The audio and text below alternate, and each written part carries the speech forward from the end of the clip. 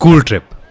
आयु बस में बैठा बस यही सोच रहा था कि वो पहाड़ कैसे होंगे।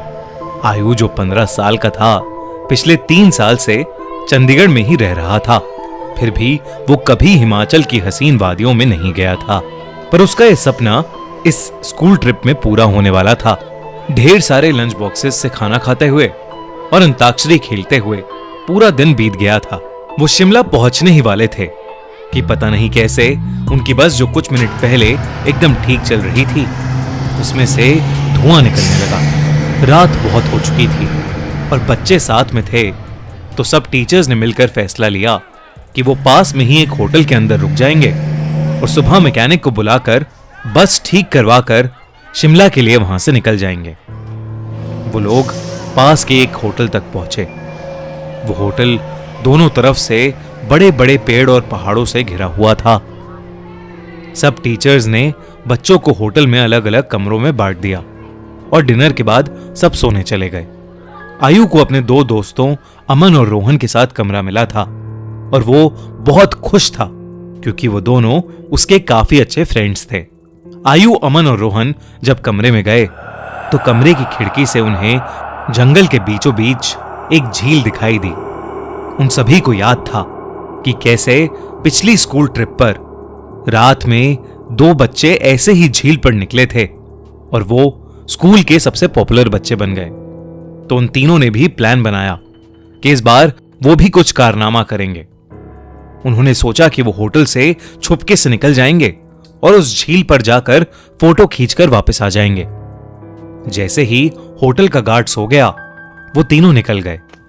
झील दिखने में तो होटल से ज्यादा दूर नहीं लग रही थी, पर वो तीनों करीब आधा 1 घंटा झील की तरफ चले जा रहे थे और जंगल का रास्ता था कि खत्म ही नहीं हो रहा था। ठंड बहुत ज्यादा बढ़ चुकी थी और उस सुनसान जंगल में उन तीनों की ठंड के मारे हालत खराब हो रही थी। उन्होंने अपना फोन चेक किया तो उसमें सिग्नल नहीं था। तब उन्हें लगा कि उन्हें झील का प्लान कैंसिल करके वापस होटल चले जाना चाहिए। अपने फोन की फ्लैशलाइट के सहारे वो वापस होटल का रास्ता ढूंढने लगे। रास्ता ढूंढते ढूंढते अमन और आयु, जो रोहन के थोड़ा आगे चल रहे थे, जब पीछे मुड़े तो उन्होंने देखा कि रोहन वहां था ही नहीं। तभी उन्हें अपने पास में से किसी के भागने की आवाज आई।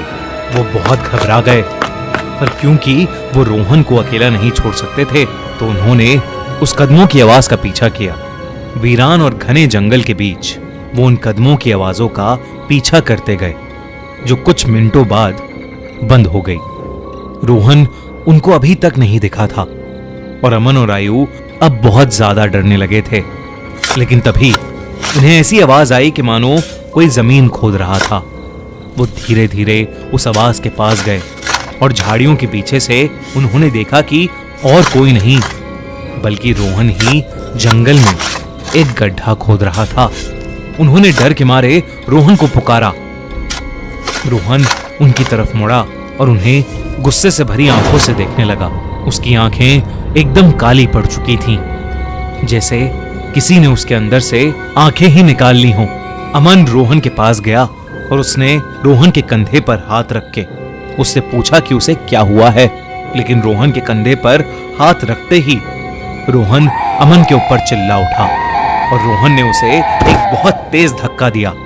अमन काफी दूर जाकर गिरा। रोहन के अंदर कोई अजीब सी शक्ति आ चुकी थी। आयु भागा भागा अमन के पास गया।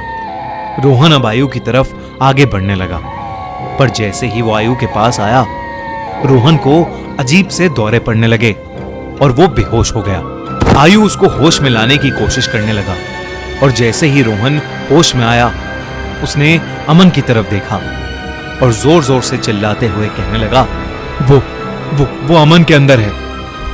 तभी आयु ने देखा तो अमन सर झुकाए नीचे बैठा था। उसने अचानक से अपना सर उठाया और उसकी आंखें भी बिल्कुल काली पड़ी थीं। इससे पहले आयु और रोहन कुछ कर पाते, अमन जो कुछ देर पहले तक चोटिल था, वो उठकर जंगल के अंदर भागने लगा। रोहन और आयु ने उसका पीछा किया और फोन की फ्लैशलाइट में देखा कि अमन एक खंडर की तरफ भाग रहा था।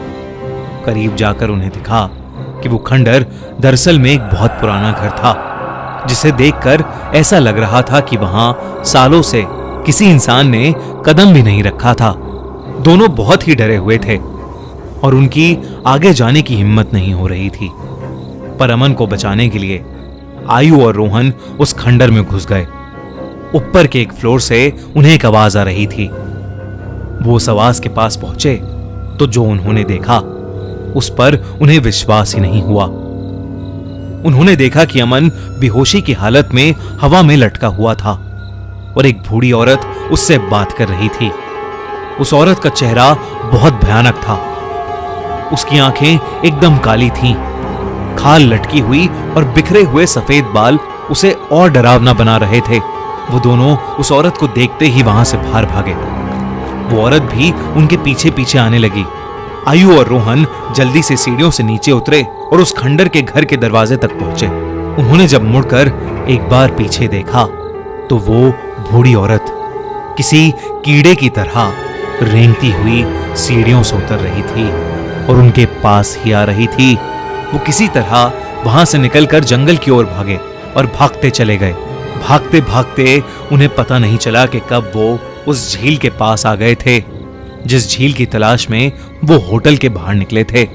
रोहन और आयु दोनों भागते भागते उस झील के अंदर गिर पड़े और डूबने लगे। उन्हें ऐसा लग रहा था कि जैसे कोई उन्हें अंदर खींच रहा हो।